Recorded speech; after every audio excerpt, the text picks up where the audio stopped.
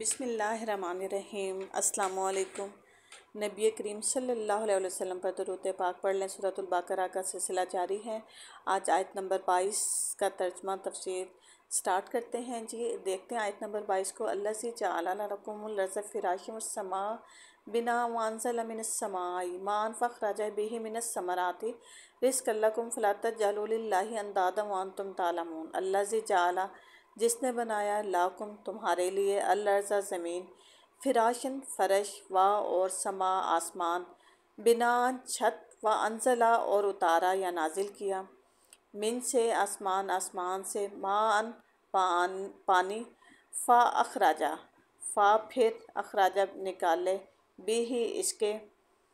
یہ آیت اللہ تعالیٰ نے نازل کی ہے اصل میں کافروں کو، مکہ کے سرداروں کو یہ دکھانے کے لیے کہ کس طریقے سے اللہ تعالیٰ خالق ہے اور کیا کیا چیز نازل کرتا ہے۔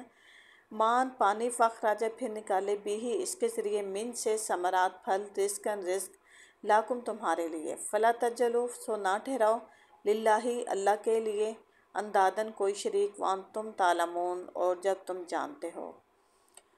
اس کا بامحاورہ ترجمہ دیکھ لیتے ہیں۔ وہی تو ہے جس نے تمہارے لیے زمین کا فرش بچھایا، آسمان کی چھت بنائی، اوپر سے پانی برسایا اور اس کے ذریعے سے ہر طرح کی پیداوار نکال کر تمہارے لیے رزق پہنچانے کا انتظام فرمایا۔ جب تم سب یہ جانتے ہو تو دوسروں کو اللہ کا شریک نہ ٹھہراؤ، مد مقابل نہ ٹھہراؤ۔ ہم سب جانتے ہیں کہ یہ سب کام اللہ کے ہیں، تو اللہ تعالیٰ فرما رہے ہیں کہ میرے ساتھ کسی کو شریک نہیں ٹھہراؤ۔ وَإِن كُنتُمْ فِي رَيْبٍ مِّمَّا نَزَّلْنَا عَلَىٰ عَبْدِنَا فَأْتُوا بِسُورَةٍ مِّن مِّثْلِهِ وَادْعُوا شُهَدَاءَكُم مِّن دُونِ اللہِ إِن كُنتُمْ صَادِقِينَ۔ اچھا، اس پہلی آیت میں اللہ تعالیٰ نے فرمایا کہ یہ سارے کام میں کرتا ہوں، ٹھیک ہے۔ اس کے بعد اللہ تعالیٰ کفار مکہ کو چیلنج دے رہے ہیں کہ اگر آپ سچے ہیں تو آپ کیا کرو، وائن اور اگر تم ہو، فی میں ریب شک، مما سے جو نزلنا ہم نے اتارا، علی عبدنا اپنے بندے پر، فاتو تو لے آؤ، بصورت ایک صورت، یعنی کہ نبی کریم صلی اللہ علیہ وسلم پر ہم نے جو قرآن پاک اتارا ہے، تمہیں اگر اس کے بارے میں کوئی شک ہے کہ یہ ہم نے اتارا ہے تو تم ایک صورت ہی لے آؤ۔ یہ اللہ تعالیٰ کفار مکہ کو چیلنج کر رہے ہیں۔ من مثلہ، اس جیسی، ودو اور بلا لو، شہداءکم اپنے مددگاروں کو، من دون اللہ اللہ کے سوا، کہ اللہ آپ کی مدد کے لیے نہیں آئے گا، ان کنتم اور اگر تم ہو، صادقین سچے۔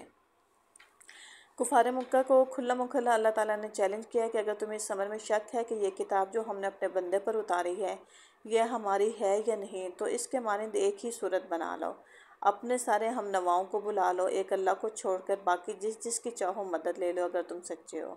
یعنی جب تم خود بھی اس بات کے قائل ہو اور تمہیں معلوم ہے کہ یہ سارے کام اللہ ہی کے ہیں۔ سارے کام سے مراد کون کون سے کام؟ کہ اللہ تعالیٰ نے زمین بنائی، آسمان بنایا، پھر اللہ تعالیٰ نے بارش نازل کی، پیاسی زمین کو سیراب کیا، اس میں سے پھل نکالے۔ یہ مکہ کے لوگ بخوبی جان سکتے ہیں کیونکہ وہاں پر کافی عرصہ بارش نہیں ہوتی، تو جب بارش ہوتی ہے تو کیسے مردہ زمین سے ساری چیزیں نکل آتی ہیں۔ تو پھر اللہ تعالیٰ فرما رہے ہیں کہ تو پھر تمہاری بندگی اسی کے لیے خاص ہونی چاہیے، دوسرا کون اس کا حقدار ہو سکتا ہے کہ تم اس کی بندگی بجا لاؤ۔ دوسروں کو اللہ کا مد مقابل ٹھہرانے سے مراد یہ ہے کہ بندگی اور عبادت کی مختلف اقسام میں سے کسی قسم کا رویہ اللہ کے سوا دوسروں کے ساتھ بڑھتا جائے۔ آگے چل کر خود قرآن ہی اس سے تفصیل کے ساتھ معلوم ہو جائے گا کہ عبادت کی وہ کون کون سی قسم ہے جنہیں صرف اللہ کے لیے مخصوص ہونا چاہیے، اور جن میں دوسروں کو شریک ٹھہرانا وہ شرک ہے جسے روکنے کے لیے قرآن پاک آیا، اور وہ شرک کبھی معاف بھی نہیں ہوگا۔ آیت نمبر 23 دیکھتے ہیں جی۔ فَإِن لَمْ تَفْعَلُوا وَلَن تَفْعَلُوا فَاتَّقُوا النَّارَ الَّتِي وَقُودُهَا النَّاسُ وَالْحِجَارَةُ اُعِدَّتْ لِلْكَافِرِينَ۔ فَإِن پھر اگر لم تفعلوا تم نہ کر سکو، ولن تفعلوا اور ہرگز نہ کر سکو گے، فَاتَّقُوا النَّارَ تو ڈرو آگ سے، الَّتِي جس کا، وقودها ایندھن، الناس آدمی، والحجارۃ اور پتھر، اُعِدَّت تیار کی گئی، للکافرین کافروں کے لیے۔ تو اللہ تعالیٰ نے فرمایا کہ جب تم ایسا نہیں کر سکو گے تو پھر ڈرو کس سے؟ بامحاورہ ترجمہ پہلے میں آپ کو بتا دیتی ہے۔ تو یہ کام کر کے دکھاؤ، کیا کام؟ کہ ایک صورت ہی بنا لاؤ اور اپنے سارے مددگاروں کو بلا لو سوائے اللہ کے، اللہ مدد کے لیے نہیں آئے گا، تو ایک صورت ہی بنا لاؤ۔ پورا قرآن پاک اللہ نے چیلنج نہیں کیا، صرف ایک صورت چیلنج کی ہے۔ تو اللہ نے فرمایا کہ اگر تم یہ کام کر کے دکھاؤ، لیکن اگر تم سے ایسا نہ کیا گیا اور ہرگز نہ کر سکو گے تو پھر ڈرو اس آگ سے جس کا ایندھن آدمی اور پتھر ہوں گے، اور کس کے لیے وہ تیار کی گئی ہے؟ جو منکرین حق کے لیے تیار کی گئی ہے، کافروں کے لیے تیار کی گئی ہے۔ اس سے پہلے مکے میں کئی بار یہ چیلنج دیا جا چکا تھا کہ اگر تم اس قرآن کو انسان کی تصنیف سمجھتے ہو تو اس کے مانند کوئی کلام تصنیف کر کے دکھاؤ، یعنی کہ کریٹ کر کے دکھاؤ، بنا کر دکھاؤ۔ اب مدینے پہنچ کر پھر اس کے اعادہ کیا جا رہا ہے، ٹھیک ہے۔ اسی سلسلے میں سورہ یونس آیت نمبر 48، سورہ ہود آیت نمبر 13، بنی اسرائیل آیت نمبر 88 اور سورہ طور آیت نمبر 23 سے لے کر 34 تک اسی کا ذکر ہے کہ وہ آپ کا یہ کام نہیں کر سکیں گے۔ اس میں ایک یہ بھی اشارہ ہے کہ وہاں صرف تم ہی دوزخ کا ایندھن نہیں بنو گے کہ جو کفار مکہ ہیں یا حق کے منکر ہیں، صرف وہی لوگ اس کا ایندھن نہیں ہوں گے، بلکہ تمہارے وہ بت، پتھر کا لفظ اوپر یوز کیا گیا تھا کہ پتھر ہوں گے، تو وہ پتھروں سے مراد کے بلکہ تمہارے وہ بت بھی وہاں تمہارے ساتھ ہی موجود ہوں گے جنہیں تم نے اپنا معبود اور مسجود بنا رکھا ہے۔ اس وقت تمہیں خود ہی معلوم ہو جائے گا کہ خدائی میں یہ کتنا عمل دخل رکھتے تھے۔ آیت نمبر 24 دیکھتے ہیں، وَبَشِّرِ الَّذِينَ آمَنُوا وَعَمِلُوا الصَّالِحَاتِ أَنَّ لَهُمْ جَنَّاتٍ تَجْرِي مِن تَحْتِهَا الْأَنْهَارُ كُلَّمَا رُزِقُوا مِنْهَا مِن ثَمَرَاتٍ رِزْقًا قَالُوا هَٰذَا الَّذِي رُزِقْنَا مِن قَبْلُ وَأْتُوا بِهِ مُتَشَابِهًا وَلَهُمْ فِيهَا أَزْوَاجٌ مُطَهَّرَةٌ وَهُمْ فِيهَا خَالِدُونَ۔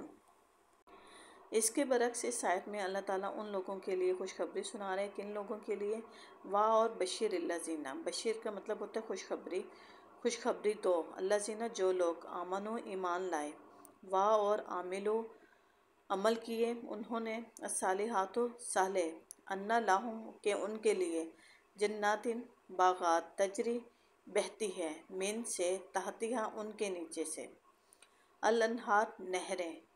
اللہ تعالیٰ نے اس آیت میں فرما رہے ہیں کہ اس کے برعکس وہ لوگ جو ایمان بھی لے کر آئے ہیں، صرف زبان سے ایمان نہیں لائے بلکہ اپنے اعمال سے ثابت کر رہے ہیں کہ وہ سچے مسلمان ہو چکے ہیں، تو ان کو اللہ تعالیٰ خوشخبری دے رہے ہیں کہ وہ لوگوں کے لیے کہاں پر ٹھکانہ ہے۔ ایسی جنتوں میں اللہ تعالیٰ نے فرمایا ٹھکانہ ہے کہ جن کے نیچے نہریں بہہ رہی ہوں گی،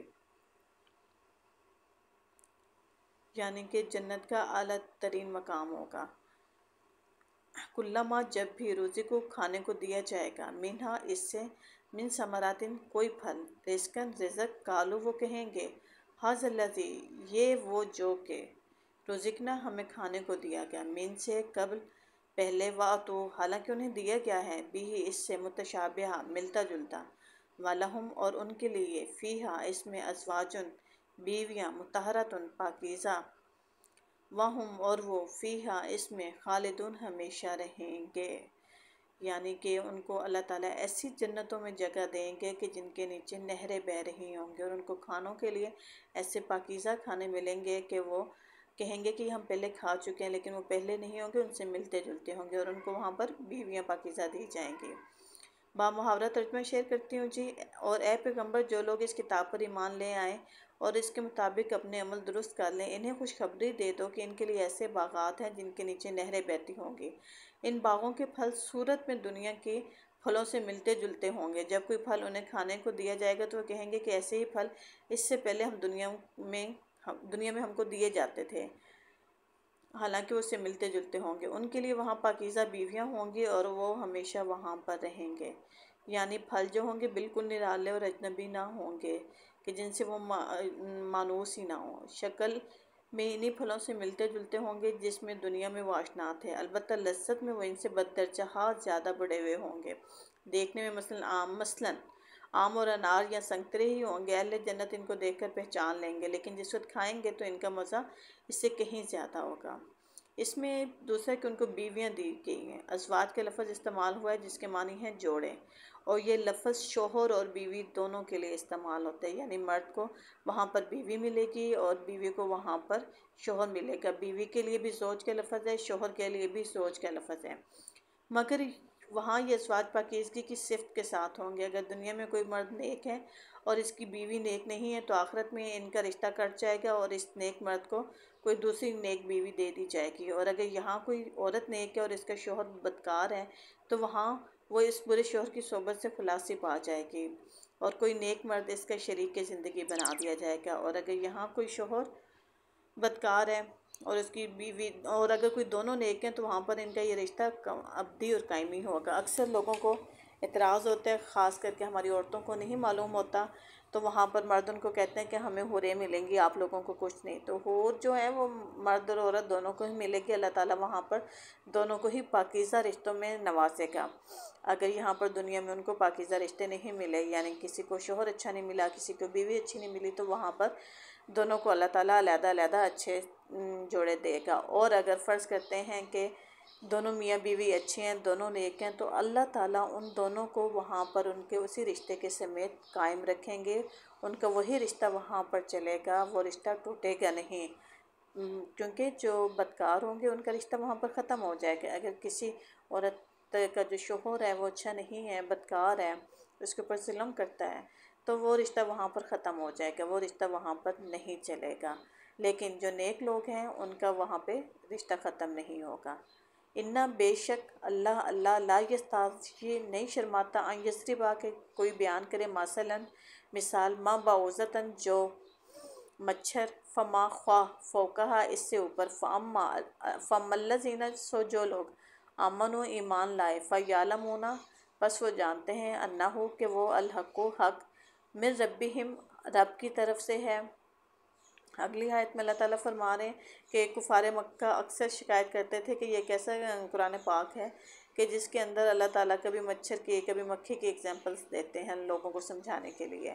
تو اب اللہ تعالیٰ ان کے بارے میں بتا رہے ہیں کہ وَأَمَّا الَّذِينَ اور جن لوگوں نے کفر کیا فَيَقُولُونَ وہ کہتے ہیں ماذا کیا اراد اللہ ارادہ کیا اللہ نے بہذا اس سے مثلاً مثال یضل وہ گمراہ کرتا ہے بھی ہی اس سے کثیراً بہت لوگ وَيَهْدِي اور ہدایت دیتا ہے بھی ہی اس سے کثیراً بہت سے لوگوں کو وما اور نہیں یضل بھی ہی گمراہ کرتا اس سے الا الفاسقین مگر نافرمانوں کو۔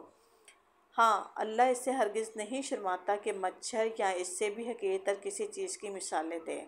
جو لوگ حق بات کو قبول کرنے والے ہیں وہ انہی مثالوں کو دیکھ کر جان لیتے ہیں کہ یہ حق ہے جو ان کے رب ہی کی طرف سے آیا ہے، اور جو ماننے والے نہیں ہیں وہ انہیں سن کر کہنے لگتے ہیں کہ ایسی مثالوں سے اللہ کو کیا سروکار۔ اس طرح اللہ ایک ہی بات سے بہتوں کو گمراہ میں مبتلا کر دیتا ہے اور بہتوں کو راستہ دکھا دیتا ہے، اور گمراہی میں انہی کو مبتلا کرتا ہے جو فاسق ہیں۔ اچھا جی، اس آیت میں اعتراض کا ذکر کیے بغیر اس اعتراض کا اللہ تعالیٰ نے جواب دیا ہے کہ قرآن پاک میں ہمیں جگہ جگہ پر اللہ تعالیٰ مختلف چیزیں سمجھانے کے لیے کبھی مکڑی مکھی مچھر وغیرہ کی مثالیں دیتا ہے۔ ان پر کفار مکہ کو اور مخالفین کو یہ اعتراض تھا کہ یہ کیسا کلام الہی ہے جس میں ایسی حقیر چیزوں کی مثالیں ہیں۔ وہ کہتے تھے کہ اگر یہ اللہ کا کلام ہوتا تو اس میں یہ فضولیات نہ ہوتی، لیکن اللہ تعالیٰ نے کیا فرمایا یہاں پر کہ یعنی جو لوگ بات کو سمجھنا نہیں چاہتے، حقیقت کی جستجو ہی نہیں رکھتے، ان کی نگاہیں تو بس ظاہری الفاظ میں اٹک کر رہ جاتی ہیں، اور وہ ان چیزوں سے الٹے نتائج نکال کر حق سے اور زیادہ دور چلے جاتے ہیں۔ برعکس اس کے جو خود حقیقت کے طالب ہیں اور صحیح بصیرت رکھتے ہیں، ان کو انہی باتوں میں حکمت کے جوہر نظر آتے ہیں، اور ان کا دل گواہی دیتا ہے کہ ایسی حکیمانہ باتیں صرف اللہ ہی کی طرف سے ہو سکتی ہیں۔ اسی لیے اللہ تعالیٰ نے فرمایا کہ ان چیزوں سے اللہ تعالیٰ بہت سارے لوگوں کو ہدایت دیتا ہے، اور بہت سارے لوگ ان وجہ سے گمراہ ہو جاتے ہیں۔ گمراہ وہی ہوتے ہیں جو کم سوچ والے ہوتے ہیں اور فاسق ہوتے ہیں۔ الذین ینقضون عہد اللہ من بعد میثاقہ ویقطعون ما امر اللہ بہ ان یوصل ویفسدون فی الارض اولئک ھم الخاسرون۔ الذین جو لوگ ینقضون توڑتے ہیں عہد اللہ کا وعدہ من بعد سے میثاقہ پختہ اقرار ویقطعون اور کاٹتے ہیں ما امرا جس کا حکم دیا اللہ نے بھی اس سے ان یوصل کہ وہ جوڑے رکھیں ویفسدون اور وہ فساد کرتے ہیں فی میں الارض زمین اولئک وہی لوگ ہم الخاسرون خسارہ اٹھانے والے ہیں، نقصان اٹھانے والے ہیں۔ بادشاہ اپنے ملازموں اور رعایا کے نام جو فرمان یا ہدایت جاری کرتا ہے، ان کو عربی محاورے میں عہد سے تعبیر کیا جاتا ہے، یعنی کہ جو بھی ان کو حکم دیا جاتا ہے وہ عہد ہوتا ہے، کیونکہ ان کی تعمیل رعایا پر واجب ہو جاتی ہے۔ یہاں عہد کا لفظ اسی معنی میں استعمال ہوا ہے۔ اللہ کے عہد سے مراد اس کا وہ مستقل فرمان ہے جس کی روح سے تمام نوع انسانی صرف اسی کی بندگی، اطاعت اور پرستش کرنے پر مامور ہیں۔ مضبوط باندھ لینے کے بعد سے اشارہ اس طرف ہے کہ آدم کی تخلیق کے وقت تمام نوع انسانی سے اس فرمان کی پابندی کا اقرار لے لیا گیا تھا۔ سورۃ الاعراف آیت نمبر 182 میں اس عہد و اقرار پر نسبتاً زیادہ تفصیل کے ساتھ روشنی ڈالی گئی ہے، جو ہم سورۃ الاعراف کا جس وقت ترجمہ و تفسیر کریں گے تو ہم اس کے ساتھ شیئر کریں گے۔ یعنی کہ جس وقت ایک بادشاہ اپنا کوئی فرمان جاری کرتا ہے اور تمام رائے اس کی پابند ہوتی ہے کہ اس کو فالو کرے گی، مانے گی، اور جو نہیں مانتا تو ان کو پھر سزا دی جاتی ہے، تو ایسے ہی اللہ تعالیٰ نے فرمایا ہے کہ میرے ساتھ بھی آپ لوگ وعدہ کر چکے ہو، میں آپ کو یہ اقرار دے چکا ہوں، تو آپ جو پابندی کرے گا، میرے ساتھ کسی کو شریک نہیں ٹھہرائے گا، صرف میری ہی عبادت کرے گا، تو وہ لوگ کون ہوں گے؟ وہ جنتی لوگ ہوں گے۔ اس کے برعکس اللہ تعالیٰ نے ان لوگوں کو فرمایا کہ جو لوگ اس دنیا میں آتے ساتھ ہی اس عہد کو بھول گئے ہیں، اس اقرار پر پابندی نہیں کی انہوں نے، تو ان لوگوں کا ٹھکانہ کون سا ہوگا؟ جہنم ہوگا۔ اور وہ کون لوگ ہوں گے؟ وہ فاسق لوگ ہوں گے۔ اسی کے ساتھ اللہ تعالیٰ نے جن روابط کے قیام اور استحکام پر انسان کی اجتماعی اور انفرادی فلاح کا انحصار ہے اور جنہیں درست رکھنے کا اللہ نے حکم دیا ہے، ان پر یہ لوگ تیشہ چلاتے ہیں، یعنی کہ اس کو ختم کر دیتے ہیں، اسی کے خلاف جاتے ہیں۔ اس مختصر سے جملے میں اس قدر اللہ تعالیٰ نے وسعت رکھی ہے کہ انسان تمدن اور اخلاقی پوری دنیا پر جو دو آدمیوں کے تعلق سے لے کر ایک عالمگیر بین الاقوامی تعلقات تک پھیلی ہوئی ہے، صرف یہی ایک جملہ حاوی ہوتا ہے۔ روابط کو کاٹنے سے مراد محض تعلقات انسانی کے انتقاء نہیں ہے، بلکہ تعلقات کی صحیح اور جائز صورتوں کے سوا جو صورتیں بھی اختیار کی جائیں گی وہ سب اسی میں ہی آ جائیں گی، کیونکہ ناجائز اور غلط روابط کا انجام وہی ہے جو قطع روابط کا ہے، یعنی بین الانسانی معاملات کی خرابی اور نظام اخلاق و تمدن کی بردباری۔ اچھا جی، سورۃ البقرہ میں 33 جو میں تفسیر کرنے لگی وہ ہے، ان 3 جملوں میں فسق اور فاسق کی مکمل تعریف بیان کی گئی ہے کہ فاسق کون لوگ ہیں۔ خدا اور بندے کے تعلق اور انسان کے تعلق کو کاٹنے یا بگاڑنے کا لازمی نتیجہ فساد ہوتا ہے، اور جو اس فساد کو برپا کرتا ہے وہی فاسق ہے۔ اس میں بہت سارے لوگ آ جاتے ہیں جو شرک بھی کرتے ہیں، جو اللہ تعالیٰ کے دین کو بگاڑتے ہیں اور کہتے ہیں کہ ہم سہیں گے، اصل میں وہی فساد پھیلانے والے ہوتے ہیں۔ آیت نمبر 27 دیکھتے ہیں جی، کیف تکفرون باللہ وکنتم امواتا فاحیاکم ثم یمیتکم ثم یحییکم ثم الیہ ترجعون۔ اوپر اللہ تعالیٰ نے فرما دیا کہ کون جنتی ہے، کون دوزخی ہے، کون فاسق ہے، کون نیک ہے، کس طریقے سے اللہ تعالیٰ کے عہد کو توڑتے ہیں لوگ، اور جو توڑتے ہیں ان کو اللہ تعالیٰ نے کیا نام دیا، اور جو لوگ اللہ تعالیٰ کے عہد کو نبھاتے ہیں ان کو اللہ تعالیٰ نے کیا نام دیا۔ اب اس آیت میں اللہ تعالیٰ فرما رہے ہیں کہ کس طریقے سے وہ کفر کرنے والوں کو اللہ تعالیٰ یقین دلاتے ہیں۔ کیفہ کس طرح، تکفرون تم کفر کرتے ہو، یہ فاسق لوگوں کے بارے میں اللہ تعالیٰ فرما رہے ہیں کہ کس طرح تم کفر کرتے ہو، باللہ اللہ کا، وکنتم اور تم تھے، امواتن بے جان، یعنی کہ تمہارے اندر کوئی جان نہیں تھی، فاحیاکم سو اس نے تمہیں زندگی بخشی، ثم یمیتکم پھر وہ تمہیں مار دے گا، ثم پھر یحییکم تمہیں جلائے گا یعنی زندہ اٹھائے گا، ثم پھر الیہ اس کی طرف ترجعون لوٹائے جاؤ گے۔ یعنی کہ اللہ تعالیٰ ان کو بتا رہا ہے کہ کس طریقے سے آپ میرے ساتھ شرک کرنے والے ہو گئے ہو، کہ جب تم کون تھے؟ بے جان، کوئی وجود نہیں تھا، تمہیں اللہ تعالیٰ نے پیدا کیا، ٹھیک ہے، تم کو اللہ تعالیٰ نے زندگی عطا کی، پھر وہی اللہ تعالیٰ جو ہے تمہاری جان لے لے گا۔ اور ہم اپنے تجربے میں دیکھتے ہیں کہ ہر انسان اس دنیا میں آتا ہے، پہلے کوئی اس کو نہیں جانتا، پھر سب اس کو جاننے لگ جاتے ہیں، پھر دوبارہ اللہ تعالیٰ اسے مار دے گا، اور پھر اس کے بعد جس کا حال اور احوال کوئی نہیں بتاتا کہ جس وقت مرنے کے بعد ہمارے ساتھ کیا ہوگا، ہم سب کو اللہ تعالیٰ دوبارہ اٹھا دے گا، اور پھر ہم نے اسی کی طرف لوٹ کر جانا ہے۔ بے شک ہم سب اللہ کی طرف سے آئے ہیں، اور ایک دن ہم نے اللہ تعالیٰ کی طرف سے ہی لوٹ کر جانا ہے۔ تو یہ اللہ تعالیٰ کفار مکہ کو، فاسق لوگوں کو فرما رہا ہے کہ آپ اللہ تعالیٰ کے ساتھ شرک کرتے ہو، شرک کیسے کر سکتے ہو، ٹھیک ہے، تم اللہ کے ساتھ کفر کا رویہ کیسے اختیار کرتے ہو، حالانکہ تم بے جان تھے، اس نے تم کو زندگی عطا کی، پھر وہی تمہاری جان سلب کرے گا، پھر وہی تمہیں دوبارہ زندگی عطا کرے گا، پھر تمہیں اسی کی طرف پلٹ کر جانا ہے۔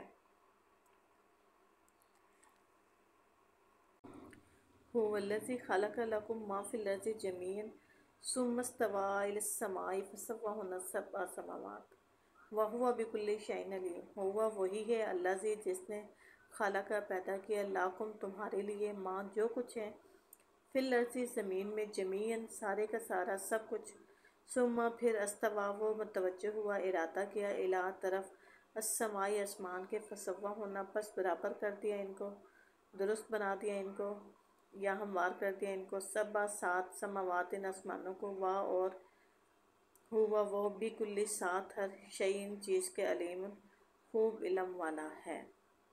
اب پہلے اللہ تعالیٰ نے ان سے پوچھا کہ کیسے تم میرے ساتھ کسی کو شریک ٹھہرا سکتے ہو، کیسے فسق کر سکتے ہو۔ تو اب اللہ تعالیٰ آگے سے پہلے اللہ نے بتایا کہ تم ایک بے جان تھے، تمہارے اندر جان ڈالی، تمہیں اس دنیا میں متعارف کروایا، تم جس وقت خوبرو ہو گئے، جوانی کو پہنچ گئے اور جب سب تمہارے جاننے والے ہو گئے تو اللہ نے تمہیں واپس بلا لیا، اور واپس بلانے کے بعد اللہ پھر تمہیں دوبارہ زندہ کرے گا۔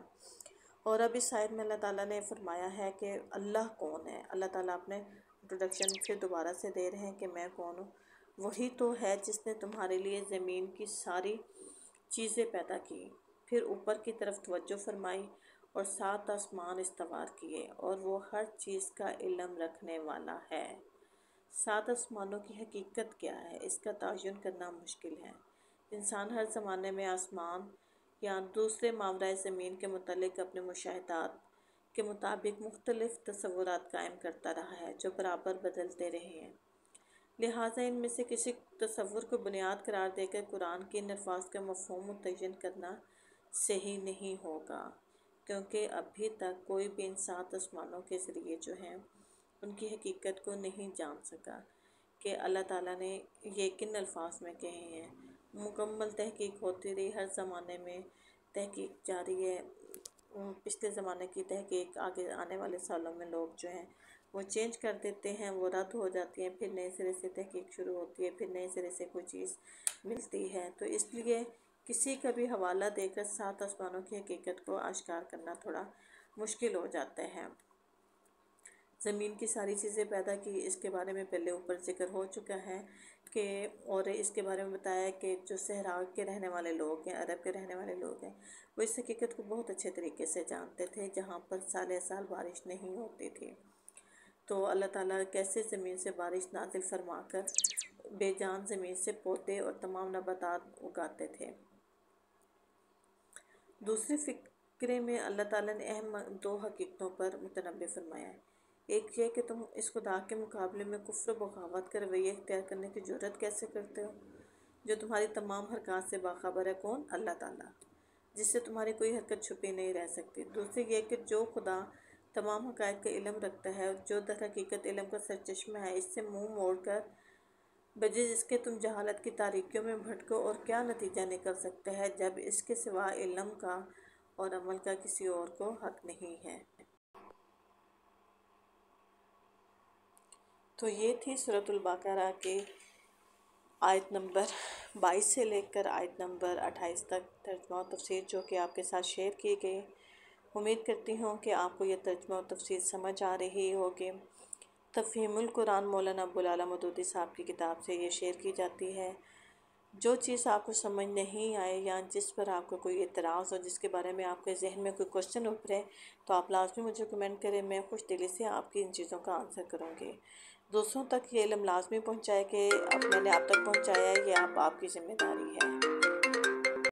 تو لازمی جو چیز سنیں، جو سمجھیں، جو آپ کو اچھی لگے، آپ کے علم میں اضافہ دے، قرآن پاک سے آپ کو جوڑے، اس کو دوسروں تک شیئر کیجیے۔ اللہ حافظ۔